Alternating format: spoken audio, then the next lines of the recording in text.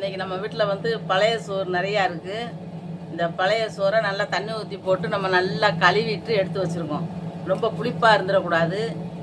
புளிப்பாக இருந்துச்சு அப்படின்னா 2 நாள் 3 நாளைக்கு முந்தின சோறுனா நம்ம நல்லா தண்ணியை ஊற்றி நல்லா கழுவி ஊற்றிடணும். வடிகட்டிட்டு மறுபடியும் சோறை போடணும். இப்போ இதை வந்து நல்லா சோறு நல்லா பொழு பொழுன்னு இருக்குது. மிக்ஸி ஜாரில் போட்டு அரைக்க போகிறோம். இப்போ நம்ம வந்து அரைச்சிருக்கோம். மேலே சோறு மாதிரி தெரியும். நம்ம எல்லாமே ஒன்று போல் வந்து கலந்து விட்டுக்கிறோம். நம்ம ஒரு பாத்திரத்தில் எடுத்து போட்டுக்கிட்டு கலந்து விட்டுட்டோம்னா இந்த அளவுக்கு இருக்கும்.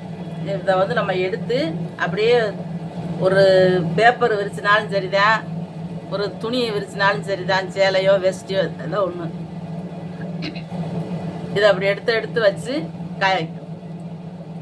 இப்படி ஒரு 4-5 நாளைக்கு காய்ஞ்சா தான் நல்லா மொறுன்னு வரும். இதை வந்து நம்ம எண்ணெயில் போட்டு வறுக்கும் போது சாப்பாட்டுக்கு தொட்டுக்கிட்டு சாப்பிட்றதுக்கு சூப்பராக இருக்கும். இப்போ நம்ம எல்லாம் அரைச்சிட்டு பார்ப்போம். நம்ம எல்லாமே போட்டு உப்பு சீரகம் எல்லாம் போட்டு நம்ம நல்லா மிக்ஸி ஜாரில் அரைச்சி வச்சுருக்கோம். இப்போ நம்ம வந்து சின்னதாக உருட்டி வைக்கலாம். கையில் எடுத்து துணியை மேலே விரித்து மொட்டை மாடியிலையோ இல்லை தட்டுலையோ பெரிய தட்டாக இருந்தால் கூட இந்த மாதிரி வைக்கலாம். இப்படி வச்சோம்னா காய்ஞ்சதுக்கு அப்புறம் எடுத்து நம்ம பொரிக்கிறதுக்கு நல்லாயிருக்கும். கொஞ்சம் எண்ணெய் அதிகமாக ஊற்றி நம்ம இதை வந்து எண்ணெய்க்குள்ள போட்டு எடுக்கும்போது பிள்ளைய நல்லா விரும்பி சாப்பிடுவாங்க. எல்லா குழம்புக்குமே தொட்டுக்கலாம். நம்ம பிள்ளைய ஸ்கூல் விட்டு வந்த உடனே எடுத்து கொடுத்தாலும் நல்லா சாப்பிடுவாங்க.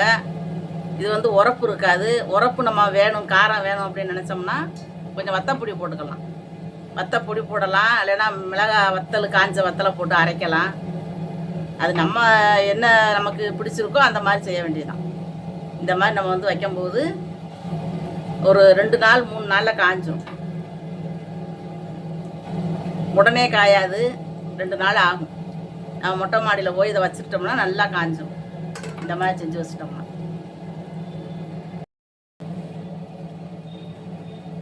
இப்போ நம்ம பழைய சோறை போட்டு நமக்கு வடகம் செய்ய போகிறோம். மிக்ஸி ஜாரில் போட்டு அரைச்சி வடகம் செய்வோம். அதுக்கு நம்ம வந்து நல்லா புளிஞ்சு எடுத்துக்கிறோம்.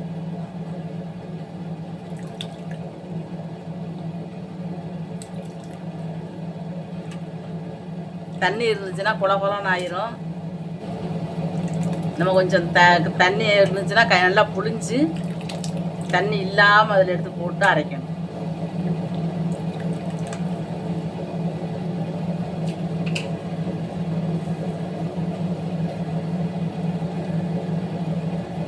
இப்போ வந்து சாப்பாட்டில் இப்போ சீரகம் போட்டுக்கணும், சின்ன சீரகம்.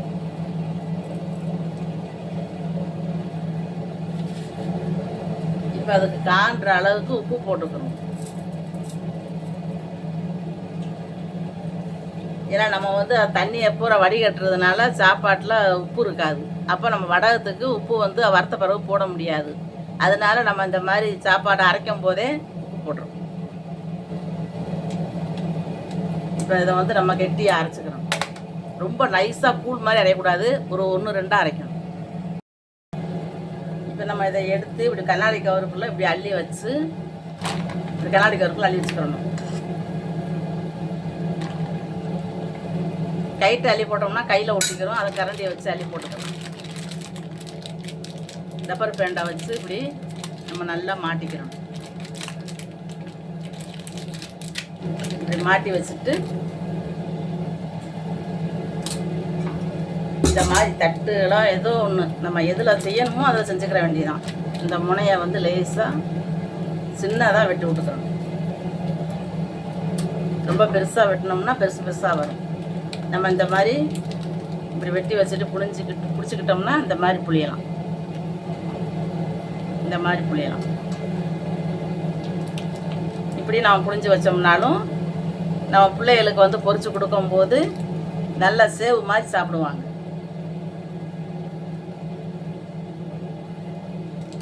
நம்ம வந்து துல்லியமாக செய்யணும், நல்லா அழகாக வரலாம் நினைக்க வேண்டாம். பெருசாக இருந்துச்சுன்னா நம்ம உடச்சி வறுத்துக்கலாம். இப்படி நம்ம போட்டு புளிஞ்சிக்கலாம்.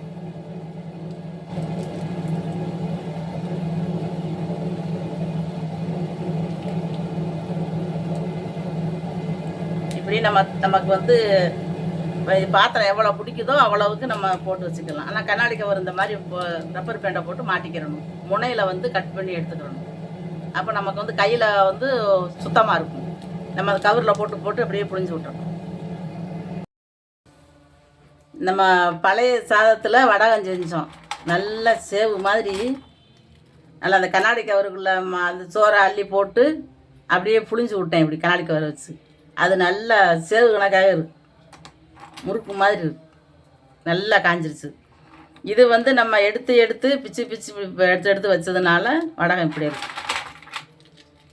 கலகலன்னு இருக்கு. நல்லா இதெல்லாம் பார்த்தீங்கன்னா நல்லா இருக்கு.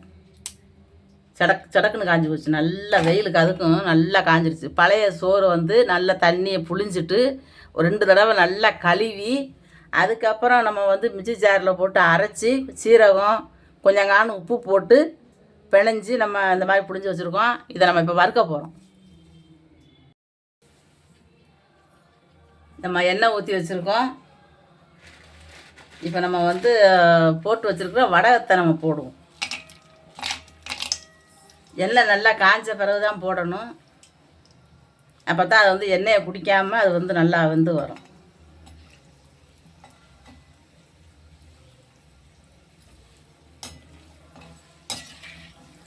நல்லா சாப்பிட்றதுக்கு இது வந்து நல்லா இருக்கும். எல்லா குழம்புக்குமே நம்ம தொட்டு சாப்பிட்லாம்.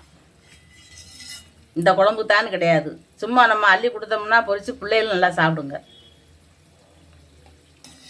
எண்ணெய் நம்ம கொஞ்சமாக ஊற்றி வறுத்தோம்னா இதாகாது. கொஞ்சம் நிறையா ஊற்றினோம்னா நல்லா நிறையா போட்டு பொரிக்கலாம். எண்ணெய் கம்மியாக ஊற்றினோம்னா 2-3 தான் போட முடியும்.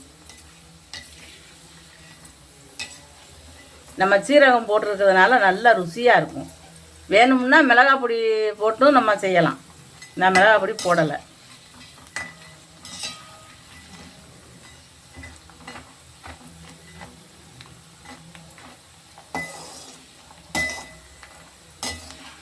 இதை வந்து ஓரளவு வெந்த உடனே நம்ம அப்படியே எடுத்துடணும்.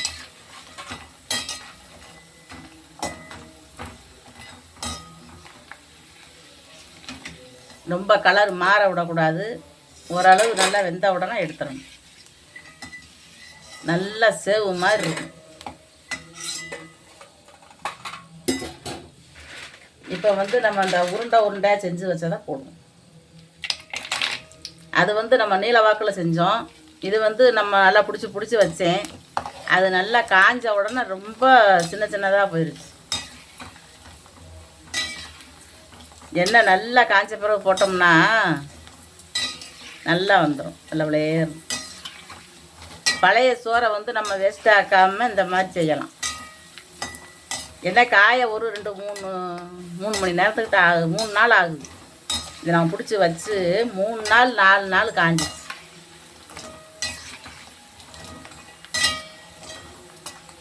இதையும் நம்ம வந்து அரிசி எடுத்துக்கிறோம். கொஞ்சம் நல்லா வேகணும். இது வந்து என்ன கெட்டியாக பிடிச்சி போட்டிருக்கிறதுனால இது கொஞ்சம் கொஞ்சம் லேட்டாகும். அது நம்ம முறுக்கு மாதிரி இருக்கிறது சீக்கிரம் வெந்துடும்.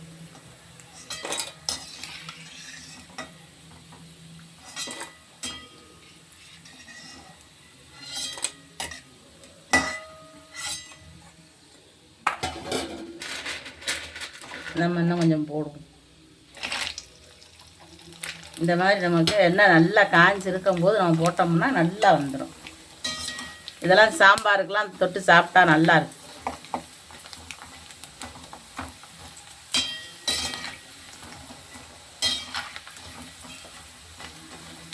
வேணும்னா நம்ம வெங்காயம் எல்லாம் போடலாம்.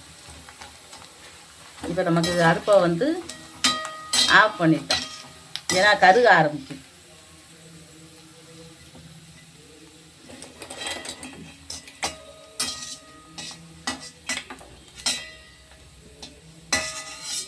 இந்த அளவு பொரிச்சா போதும். நம்ம வடகம் வறுத்து முடிச்சிட்டோம். நல்லா இருக்குது. காற்று போல் இருக்குது. நம்ம நல்லா முள்ளு முறுக்கு மாதிரி இருக்குது. இது வந்து நம்ம கைட்டை எடுத்து வச்சா ரொம்ப லேட்டாகும். நம்ம ஒரு பருப்பு வாங்கின கவுரு இல்லை சீனி வாங்கின கவுரை நம்ம வந்து நல்லா வெட்டி எடுத்துக்கிட்டு அதில் நம்ம அரைச்சி வச்ச கலவையை அதில் போட்டு நல்லா சருன்னு அப்படி இழுத்து விட்றலாம். ரப்பர் பேண்டு போட்டு நம்ம நல்லா முறுக்கு புழிஞ்ச மாதிரி புழிஞ்சு விட்டோம்னா 3 நாள் 4 நாளில் நல்லா காஞ்சிரும். காஞ்சதுக்கப்புறம் நம்ம அள்ளி வச்சுக்கிட்டோம்னா அது வாட்டுக்கு மாத கணக்கில் இருக்கும். நம்ம வீட்டில் எப்போ பழைய சோறு மிச்சம் இருக்கும் அதிகமாக, நம்ம உடனே நல்லா 2 தண்ணியை ஊற்றி 2 கழுவு கழுவிட்டு கொஞ்சங்கான உப்பு போட்டு சின்ன சீரகம் போட்டு அழகாக மிக்ஸி ஜாரில் அரைச்சி வச்சு புழிஞ்சு விட்றலாம். நம்ம அதுக்கு மேலே எடுத்து கொஞ்சமாக சோறு இருக்குது அப்படின்னா அன்னன்னைக்கு சோறு மிச்சம் இருக்குன்னா கைட்டு நல்லா பிணைஞ்சி தட்டுகளில் எடுத்து வச்சிட்டோம்னா அதுவும் நல்லா காஞ்சிரும். வேணும்னா வெங்காயம் போடலாம், காரத்துக்கு பச்சை மிளகா போடலாம், எல்லாம் வத்தல் பொடி கூட போடலாம். கொஞ்சம் கலர் மாறி இருக்கும், அவ்வளோதான். இது வந்து நல்ல கலர் வெள்ளையாக இருக்குது. இது கொஞ்சம் முருகை வெந்ததுனால சிவப்பாக இருக்குது, காரம் வத்தப்பொடி போட்ட மாதிரி இருக்குது. இது வந்து நான் பிச்சு வச்சதுனால இப்படி உருண்டையாக இருக்கும், நல்லாயிருக்கும். சாப்பிட்றதுக்கு ரொம்ப ருசியாக ரொம்ப நல்லாயிருக்கும். இந்த மாதிரி நீங்களும் செஞ்சு பாருங்கள். இந்த வீடியோ பிடிச்சிருந்துச்சுன்னா லைக் பண்ணுங்கள், ஷேர் பண்ணுங்கள், சப்ஸ்கிரைப் பண்ணுங்கள், பக்கத்தில் இருக்கிற பெல் பட்டனை அமைக்கி விட்ருங்க.